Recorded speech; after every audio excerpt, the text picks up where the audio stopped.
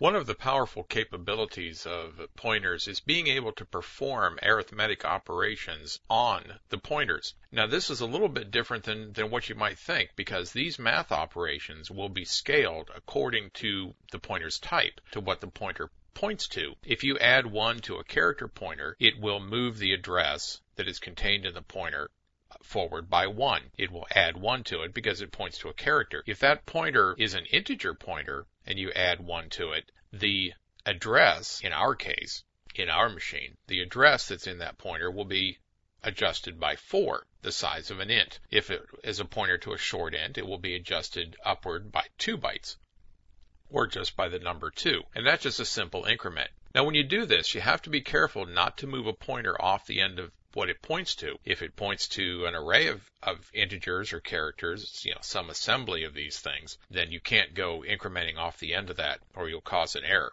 But pointer plus plus, minus minus, all of the integer type math functions will add the size of the pointer's type rather than simply increment it. Now, you can't add a float or a double to a pointer and do things like that, because that doesn't really make any sense to a pointer. But you can do basic arithmetic operations and manipulate pointers, and you can compare them to see if there's a number of objects in between 2 pointers. If 2 pointers are both integer type pointers and you subtract one from the other, you will find out how many integers there are between them in memory, so you can see if you're moving your way through an array. Let me take you out here and show you a piece of code that we're working with.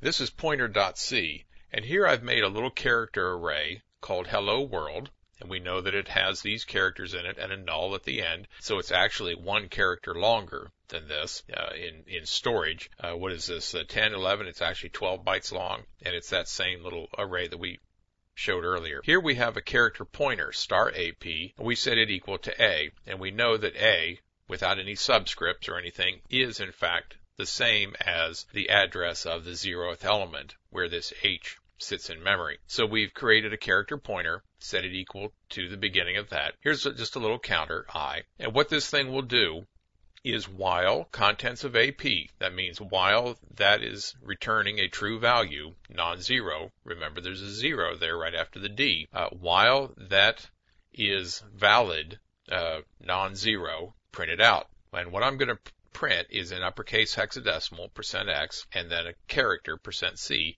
I'm going to print the pointer itself, AP, that's going to be the memory location, the address that is stored inside AP, and then I'm going to print star AP, which is the contents of the memory address that is inside AP, and that will be our character, HELLO, so on.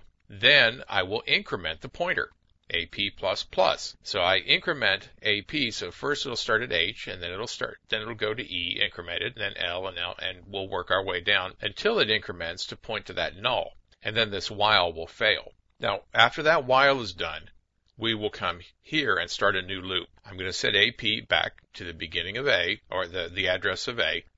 There you see that's the address of the 0 element. So we start over again, because AP has incremented its way out to here, so I'm going to set it back to there. Then I fix up I to be equal to 0 to make sure I have a nice clean counter. And as long as I is less than 20, I just stuck a number in there that I know is bigger than hello world. We will set nulls into the contents of AP plus I. That's our pointer plus our counter. The contents of it will be set to null. So we're going to progressively wipe out this string with nulls, and then we're going to keep going someplace out here in memory. Well, it's not really out there, of course, but when this thing is compiled, hello world has a known location, and the operating system knows that we're messing around and going farther than we're supposed to go. Some operating systems know this. Others may not. And this is a good way of corrupting large tracts of land if you don't know what you're doing, and if you're not careful about little subscripts like this and running off the end of memory. So let's run this thing, pointer.c, and I'll show you what happens in Windows when we do this. We compile and link it. There we go. It's compiled up, and then we run it. And there's our hello world, and now it's running off the end of memory, and this is what happens.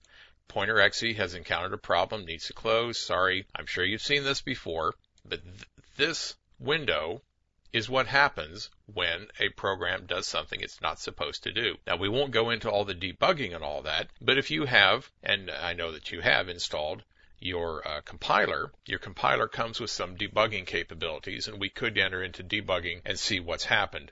And basically what we've done is we have stepped over a boundary. A bounds checking of the operating system has kicked in and protected us from ourselves and stopped the program. In older versions of Windows and other operating systems, the bounds checking didn't occur, and you'd crash the whole system because you could potentially run off into parts of the operating system, other programs, wherever you're not supposed to be. But the current flavors of Windows protect you from yourself. So that's what I mean when you have to be careful about running off the end of your memory with a pointer. So that's arithmetic operations on pointer addresses, and we'll be moving right along to our next pointer topic.